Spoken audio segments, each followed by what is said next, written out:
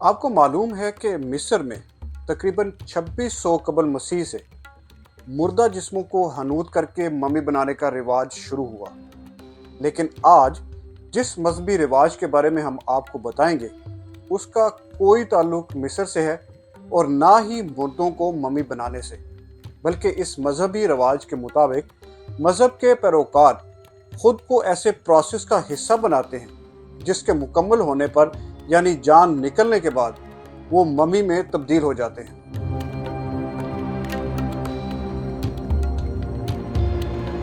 मैं हूं शहरयार वड़ाइज।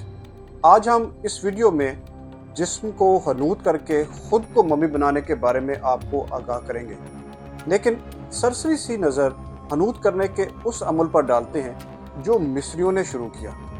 मिस्रियों के अकीदे के मुताबिक जैसे सूरज रोज़ाना मगरब में डूबता है और अगले रोज़ दोबारा मशरिक़ में पैदा होता है, जैसे ज़मीन में बीज डालने से पौधा बनता है, जैसे चाँद घटता और बढ़ता है, ऐसे ही अगर इंसान के मरने के बाद उसके जिस्म को हनूत किया जाए और ख़ास माहौल दिया जाए तो मरने के बाद एक और ज़िंदगी का हसूल मुमकिन हो सकता है। लेकिन मिस्री तो मरने के बाद एक और ज़िंदगी के अकीदे के तहत लाश को हनूत करते थे, मगर जिस रवायत के आज बात करेंगे उसके मुताबिक पैरोकार खुद को ज़िंदा पेश करते हैं ताकि मतलूबा प्रोसेस से गुजर कर जब जान चली जाए तो उनकी मम्मी को मंदिरों में पूजा के लिए रख दिया जाए। बुद्ध मत मज़हब में 8वीं सदी ईस्वी से ये रिवायत चली आ रही है। बुद्ध मत का एक फ़िरका शिंगन ये तालीम देता है कि गौतम बुद्ध का कोई भी पैरोकार एक सख्त तरीन प्रोसेस से गुजर कर खुद भी जिस्मानी तौर पर बुद्धा बन सकता है।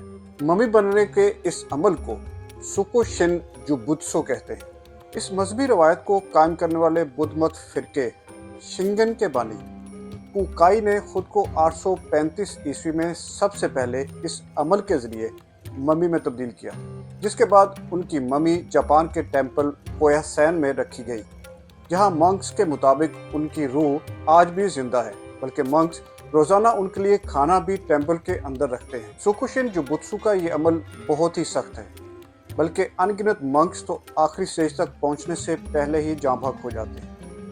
असल में 835 ईस्वी से लेकर आज तक सिर्फ 24 मंक्स ही इस सारे अमल से गुजरकर मम्मी की शक्ल इख्तियार कर सके और आखिरी बार 1903 में एक मंक सोकोशिन जुबुत्सु बना, जिसके बाद किसी के भी सोकोशिन जुबुत्सु बनने के बारे में रिपोर्ट नहीं किया गया। यानी एक सदी से ज़ायद अरसे में जिसने भी कोशिश की वो शुरू के मराहिल में ही जाँ भाग हो गया। सोकोशिन जुबुत्सु बनने के 3 मरहले हैं, यानी जिंदा बचे एक मरहले से दूसरे मरहले में दाखिल होंगे। पहले मरहले को मोको जिको गायो कहते हैं, जिसका मतलब दरख्त खाने की ट्रेनिंग है। इस मरहले में मंक्स दरख्तों के बाई प्रोडक्ट्स ही खा सकते हैं, जैसे कि बीज, दरख्तों की जड़ें, दरख्त का छिलका या नट्स, और वो खुद ही सारी अशिया इकट्ठी करेंगे। ये मरहला 1000 दिनों का होगा।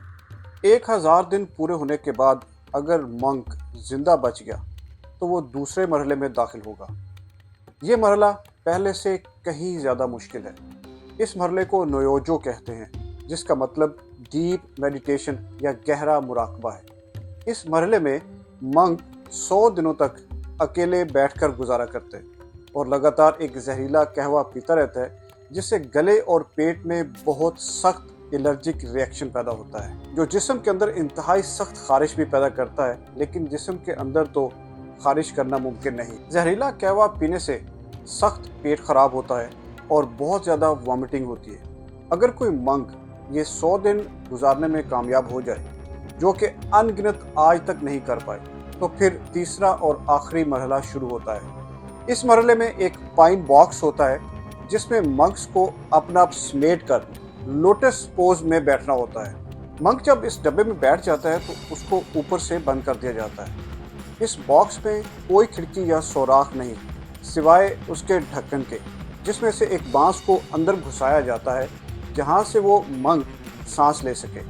जिसके बाद इस डब्बे को, जिसमें मंक बंद है, 10 फीट के गड्ढे में रखकर गड्ढे को चारकोल से भर दिया जाता है, लेकिन बांस को ज़मीन से ऊपर रखते हैं ताकि वो सांस ले सके।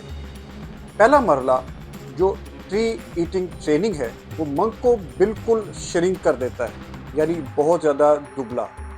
दूसरा मरहले में जहरीला कहवा मंक के जिस्म के अंदर मौजूद बैक्टीरिया और पैरासाइट्स को मार देता है। ये दोनों मराहिल फाइनल मरहले के लिए मंक को तैयार करते हैं। तीसरे मरहले में मंक कई दिनों तक मुकम्मल अंधेरे में मुराकबा करने के लिए बैठा रहता है। उस डब्बे में मंक के साथ एक बेल भी रखी जाती है जिसको वो हर रोज़ एक बार बजाता है ताकि वो बाहर बैठे दूसरे मंक्स को बता सके कि वो अभी ज़िंदा है, और जिस दिन बेल की आवाज़ ना आए तो उसका मतलब है कि तमाम मराहिल मुकम्मल हो गए हैं और मंक ने निर्वाणा पा लिया है, यानी वो अब ज़िंदगी और मौत के साइकिल से आज़ाद हो गया है और अब वो सोकुशिन जुबुत्सु है। इसके बाद उस बॉक्स से बांस को बाहर निकालकर 1000 दिनों तक मंक की बॉडी को मम्मी बनने के अमल में रखा जाता है, जिसके बाद उसकी मम्मी को निकालकर